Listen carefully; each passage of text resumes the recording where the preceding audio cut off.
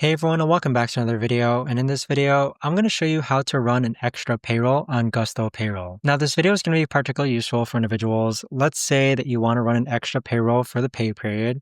How do you actually go ahead about doing so? Now if you haven't signed up for Gusto just yet, you could also use my link down below in order to sign up, and once you run your first payroll, you'll actually get a $100 Visa gift card sent to you. So in order to run that extra payroll, let's go ahead and over to Pay on the left hand side. Then click on Run an Extra Payroll located on the right hand side. Now, once you've done so, you just need to simply fill the on-screen prompts as far as why you're running this off-cycle payroll, extra pay, usually it's for bonuses and such. Then you can add which team members you want to pay, and then you could also decide which period this payment will apply to, and then simply just click on Continue. But there's about 4 steps in which you just simply fill out some basic settings, advanced settings, edit the payroll, and then submit the payroll. But there you have it, guys. That right there is the best and easiest way that I know of to actually go ahead and run an extra payroll on Gusto.